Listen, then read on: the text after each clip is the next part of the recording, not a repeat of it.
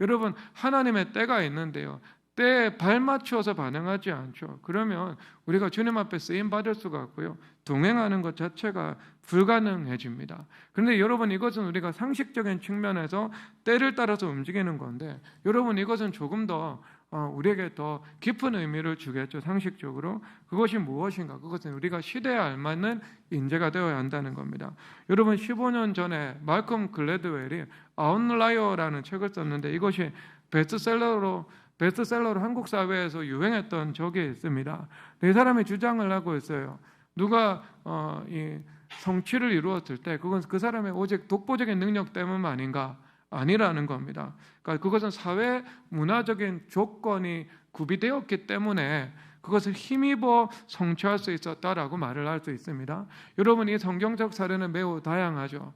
여러분, 대표적으로 다윗의 물맷돌이지 않겠습니까? 여러분, 다윗이 골리앗과 싸워 이기면서 이스라엘 사회 속에서 등장을 했죠. 그러면 골리앗과 블레셋이라는 시대적인 과제가 있었기 때문에 그 시대적인 과제를 해결해 나가는 상황 속에서 다윗이 등장을 했던 겁니다. 만약에 솔로몬의 평화 시대였다면요, 다윗의 물맷돌 던지는 실력은요 쓸모가 없었을 겁니다. 다른 방면으로 그 능력을 발휘를 해야 되는 거죠. 그러니까 이 말씀 무엇인가? 우리가 무언가 이 사회에서 두드러지게 두각을 나타낸다 할지라도 그것은 교만할 필요가 없다. 하나님의 은혜에 비치고 있는 것이다. 이것을 말씀을 하고 있겠죠. 그러면 여러분, 우리가 이 시대에 걸맞는 인재가 되어야 하는데, 그것은 하나님께서 주관하시는 이 역사와 시대의 흐름을 알아야 한다는 것들을 말하고 있는 것이지 않겠습니까? 여러분, 예수님께서 역사의 주관자 되십니다. 역사의 주관자 되신다는 것은요, 시대의 방향과 시대의 흐름도 하나님께서 친히 주관하고 계시다는 거죠. 그러면 성령 하나님께서 만들어 나가시고 통치해 나가시는 이 시대의 흐름을 활용하도록 우리 주님께서 요구하시는 것입니다. 그래서 우리가 기도를 통해서 시대의 흐름 자체를요 바꿔 놓을 수도 있는 것이고, 왜? 만민의 소유와 물결의 흔들림까지도 바꾸는 것이 기도의 능력이라고 시편에서 말씀을 하고 계시니까요. 그리고 뿐만 아니라 우리가 통찰력을 통해서 선한 것, 중립적인 것이라면 이 시대의 변화를 잘 식별해서 그것을 활용할 수 있는 은혜도 받아야 한다. 이것을 말씀을 하고 있는 것입니다. 그러니까 여러분, 시대에 알맞는 인재가 되는 것. 여러분, 하나님께서 버리시는 민족이 있습니까? 없습니까? 하나님께서 버리시는 민족이 기본적으로 없습니다. 마태복음 28장 19절입니다. 읽겠습니다. 그러므로 너희는 가서 모든 민족을 제자로 삼아 아버지와 아들과 성령의 이름으로 세례를 베풀고, 아멘.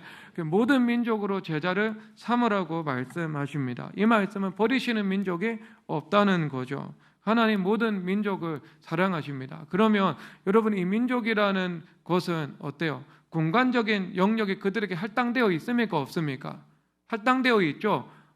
몽고 민족에게는 몽고의 지역이 있고요, 중국 한족들에게는 중국 땅이라는 영토가 있고, 우리 민족에게는 한반도라는 공간적인 영역이 있다. 이것을 말씀을 하고 있는 겁니다. 그러면 여러분, 우리가 논리적으로 버리시는 민족이 없다면은요, 이것은요 버리시는 공간이 없다는 것으로도 연결이 되겠죠. 하나님께서 버리시는 공간이 없습니다. 그러니까 뜻이 하늘에서 이루어진 것처럼 어디 땅이라는 그 영역과 공간 세계에서도 이루어진다라고 말씀을 하고 있는 겁니다. 그러면 여러분, 또 그 다음에 이 결론이 나오는데요. 물리적인 공간은요 시간 안에 있습니까? 아니면 시간 밖에 있습니까? 물리적인 공간은요 시간 안에 있잖아요. 그러니까 태초에 하나님이 천지, 하늘과 땅이라는 물적 시공간을 창조하시니라 라고 말씀을 하고 있잖아요. 시간죠. 시간, 태초에 하나님께서 시공간을 창조하시니라. 그러면 물리적인 공간은요 시간 안에 있습니다. 자, 그렇다면 하나님께서 버리시는 시간이 논리적으로 있습니까? 없습니까? 하나님 버리시는 시간이 없습니다. 그래서 하나님께서는 언제나 이 시대 속에서 일하시고, 시대 속에서 구원하시고, 이 시대 속에서 하나님의 통치를 이루어 나가시고, 시대 속에서 이 시대에 적합한 일꾼을 통해서 하나님께서 영광 받으신다. 이것을 말씀을 하고 있는 겁니다. 여러분이 시대에 알맞는 인재가 되시기를 주님의 이름으로 축복합니다. 우리의 소망은 우리의 소망이 복음에 있잖아요. 주님께서 말씀하시잖아요. 옛사람을 벗어버리고 그다음에 의와 진리의 거룩함으로 지으심을 받은 새 사람을 입으라, 이렇게 말씀을 하고 계시지 않겠습니까? 옛사람이 죽고 새 사람으로 우리가 거듭나게 되는 거죠. 이것은 무엇의 변화예요? 존재론의 변화이잖아요. 우리 존재가 변화가 되는 겁니다. 자, 그렇다면 이것이 무엇의 말씀을 하겠어요? 예수님, 여러분, 하나님께서 물고기도 주시죠. 왜냐하면 오병이어에서 떡을 떼어 주시잖아요.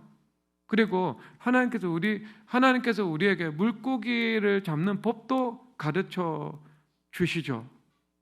그런데 이것보다 더 중요한 것은요, 우리가 하나님께서는 어떻게 우리에게 변혁을 일으키시는가, 우리가 물고기 잘 잡는 사람이 되게 만들어 주시는 거죠. 물고기를 잘 잡는 사람이 되게 만들어 주시는 것입니다. 여러분, 이것이 핵심이죠. 그래서 부셀락과 오홀리압에게 성령 하나님께서 충만케 하시니까요, 그들이 하나님 성막과 이 성막에 있는 각종 정교한 기물들을 만드는 일들에 능숙한 사람이 되어버리는 거죠. 그러니까 하나님은요, 존재의 변화를 일으키십니다. 그러니까 존재 가운데에서요, 내적 역량을 주시는 거죠.